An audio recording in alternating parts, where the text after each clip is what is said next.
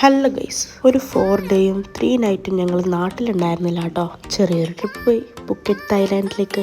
Wedding ആനിവേഴ്സറിയോടനുബന്ധിച്ചും കൂടിയാണ് പോയത്. ഇതാണ് ഞങ്ങൾ ബുക്ക് ചെയ്ത ഹോട്ടൽ. ഇവിടെയാണ് 3-4 ദിവസത്തേക്ക് ഞങ്ങൾ ഉണ്ടായിരുന്നത്. റൂമിൽ പോയി ഫ്രഷായി ഞാൻ കഴിക്കാൻ വേണ്ടി ഇറങ്ങി. ഫുഡാണല്ലോ നമുക്ക് മുഖ്യം. തൊട്ടടുത്ത് തന്നെ ഒരു ഇന്ത്യൻ ഹോട്ടലും ഉണ്ടായിരുന്നു. നമ്മൾ പോയ ക്ലൈമറ്റ് എന്തായാലും അടിപൊളിയാട്ടോ, ആ കാര്യത്തിലൊന്നും പറയാനില്ല. ഒരു വെജ് സ്പ്രിംഗ് റോളും ആലു പൊറോട്ടയും പിന്നെ പ്രോൺസ് ബിരിയാണിയും വാങ്ങി. അതിനുശേഷം നേരെ പോയത് ഷോപ്പിങ്ങിനാണേ. കാരണം പോകാൻ നേരത്തെ വാങ്ങിക്കാൻ സമയം കിട്ടിയില്ലെങ്കിലോ, സോ നേരത്തെ വാങ്ങി.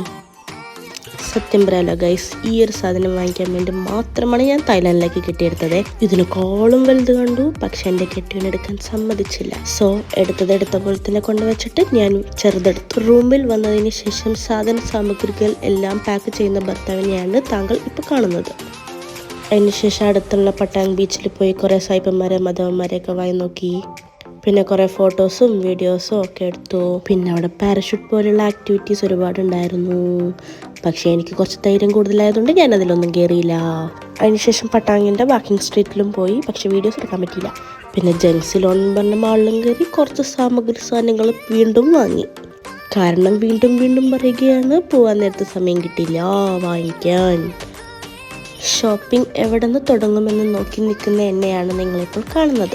മാളിൻ്റെ ഉള്ളിൽ ഒരുപാട് ക്യൂട്ടായിട്ടുള്ള ഐറ്റംസ് ആയിരുന്നു ഉണ്ടായിരുന്നത്. അവിടെ നിന്ന് ഒരു റെസ്റ്റോറൻറ്റിൽ നിന്ന് വഴക്കൊള്ളാത്ത ഏതോ ഒരു പേരുള്ള നൂഡിൽസ് കഴിച്ചിട്ട് ഞങ്ങൾ റൂമിൽ പോയി. പാർട്ട് 2 കാണാൻ മറക്കരുതേ.